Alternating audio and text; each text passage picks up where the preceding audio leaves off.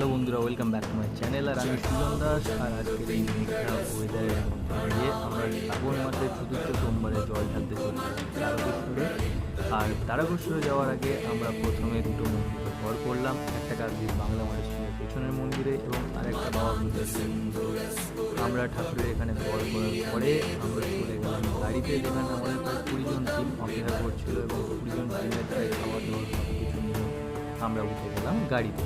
বাইরে এত বৃষ্টি এবং ওয়েদার খারাপের জন্য আমরা কিন্তু লরিটাকে খুব সুন্দরভাবে সাজিয়ে নিয়েছি, চারদিকে ছাউনি দিয়ে দিয়েছি এবং দেখতেই পাচ্ছ আমাদের পুরো রেডি।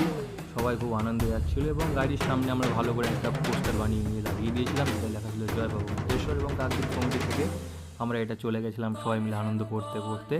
এবং রাস্তায় তোমরা দেখতেই পাচ্ছ বৃষ্টির ওয়েদার, মেঘলা বাদল দিনে আমরা কিন্তু খুব আনন্দ করতে করতে, সেলফি তুলতে তুলতে, ছবি তুলতে তুলতে আমরা কিন্তু তারকেশ্বরের দিকে যাত্রা শুরু করেছিলাম। দেখতে দেখতে কলকাতা পেরিয়ে গেলাম এবং দেখতে দেখতে আমরা কিন্তু শেওড়াফুলির নিমাই ঘাটে আমরা পৌঁছে গেলাম এবং দেখলাম প্রচুর জলযাত্রী কিন্তু জল নিয়ে আস্তে আস্তে তারকেশ্বর বাবা তারকনাথের মন্দিরের দিকে রওনা হয়েছে। আমরা ঘাটে পৌঁছে গেলাম, ঘাটে খুব ভিড় ছিল, কিন্তু যা খবর পেলাম ওদের থেকে প্রায় 1.5 ঘন্টা আগে কিন্তু অনেকটা ভিড় কমে গেছিলো। তো আমরা যে টাইমে যাত্রা স্টার্ট করি তখন বাজে সন্ধ্যে 7টা এবং আমরা সবাই রেডি হয়ে যাত্রা স্টার্টও করেছিলাম, যেটা বাঁকটা প্রায় 10.5 ফুটের বাঁক ছিল আমাদের এবং ওয়েট ছিল প্রায় 70 কেজি কাছাকাছি এবং ছিলাম আমরা মাত্র 20 জন। তো যেটা আমাদের কাছে খুব টাফ ছিল।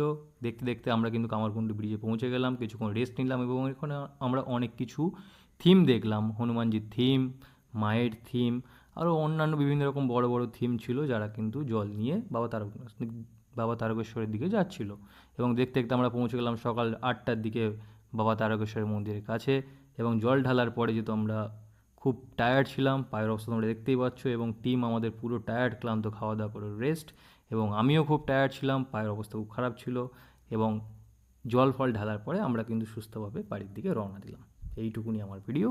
ভালো লাগলে please like, comment and share করো। Thank you.